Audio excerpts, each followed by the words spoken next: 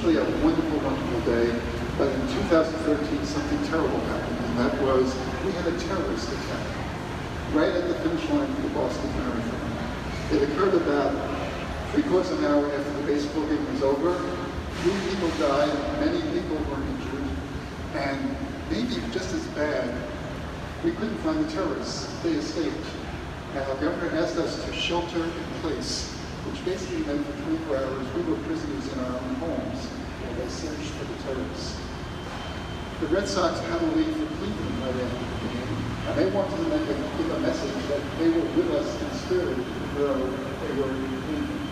So 2 Red Sox, Johnny Gomes and Jared Sosa-Mafia, put this uniform together. 617 is the area code in Great Boston. They hung that uniform from every dugout for the rest of the season when they played their games. And we had a good team that year, not particularly great, but a good team. It played its heart out, and it won the World Series. And when we win the World Series, we have a duck boat parade.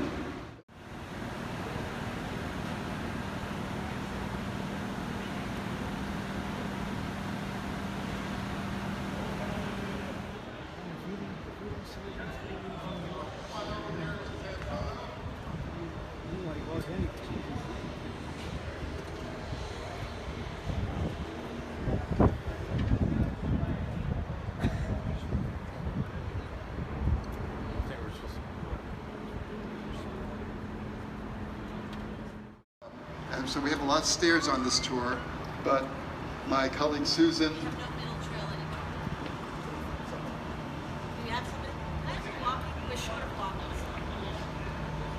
few things I want to point out. One is, before we even get really started, I want you to look to the left or to the right of the W.B. Mason sign. You see it since 1898.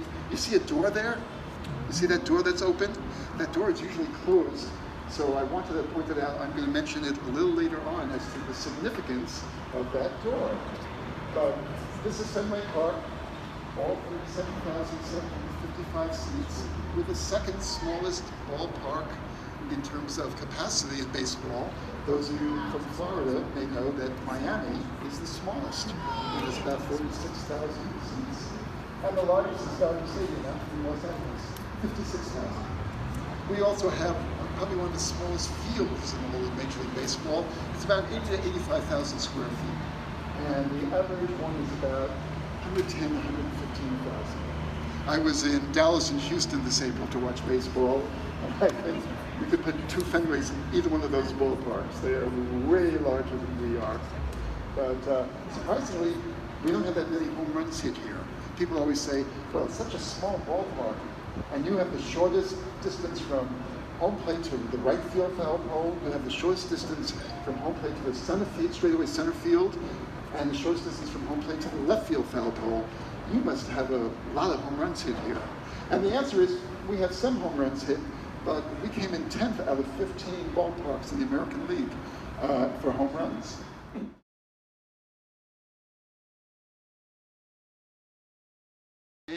And late May for June and July, and late July for August and September. And they're not cheap. They are, well, they are dynamically priced depending on the attraction, how good that team is, day of the week, how good we are, what the demand is.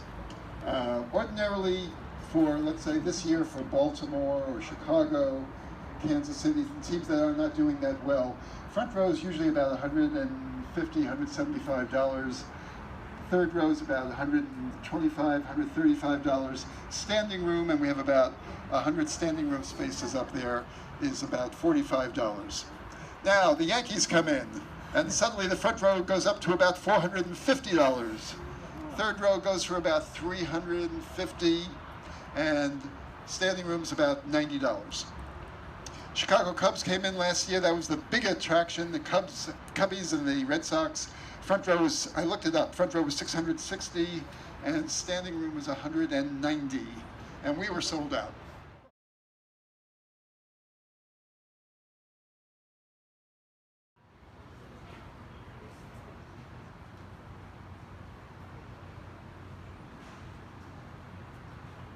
Come around the other side. This is the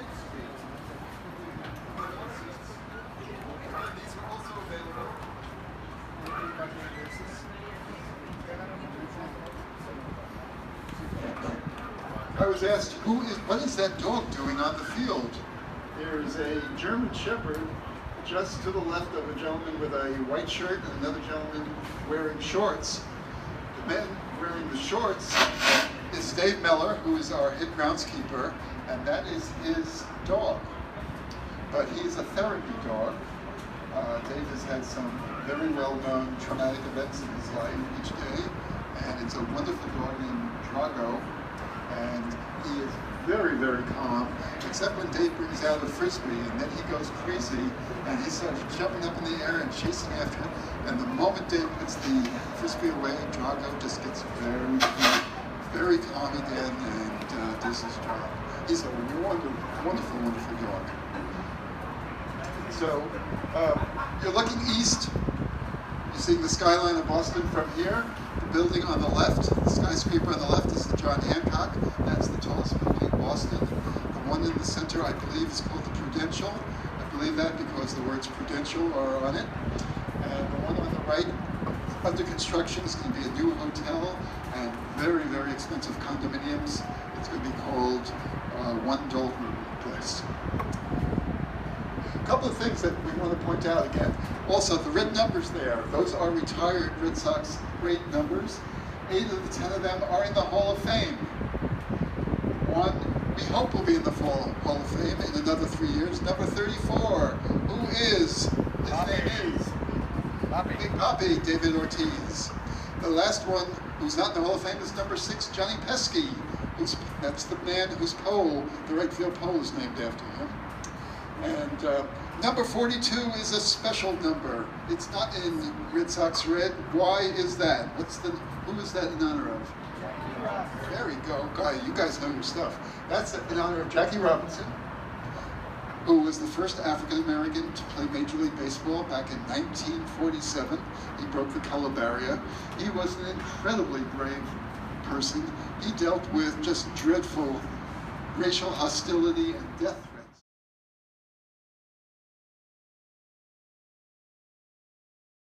So 72 years ago, Ted Williams did that, and there's a great story that goes with how we know that it was right there that that ball landed way back in 1946. I'm going to tell you that story, but we're going to go around all the way down to where that group is right now in right field, and look over that red seat, and I'll tell you the rest of the story.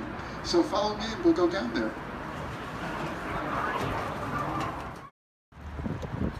1946. Ted Williams, our greatest hitter, hits this long blast to right field. There's a gentleman sitting there, a 55-year-old engineer from Albany, New York, named Joseph Boucher. He's sitting there wearing a straw hat. The ball goes up in the air. It lands on his straw hat, right on top of it. Wow. We know that because in the next day's Boston Globe, there's a picture of Mr. Boucher sticking his finger through the hole that the baseball made in the straw hat. And the caption reads, "Bullseye." Boston Globe reporter and photographer come out, and they say, "What happened?" He said, "The ball hit me on my head." We go, "Well, where's the ball?" He says, "I don't know. After it hit me, I sort of lost interest in the ball, and they never found the ball." Then he turns to them and says, "I got a question for you. Just how far does one have to sit to be safe in this ballpark?" And the answer, Mr. Boucher, is 503 feet. It's 502 feet from home plate to that seat in right field. He also had a quick sense of humor. He was quoted saying, "Good thing I wasn't standing up at the time." Anyway, this seat is way more expensive than all the other seats in the building.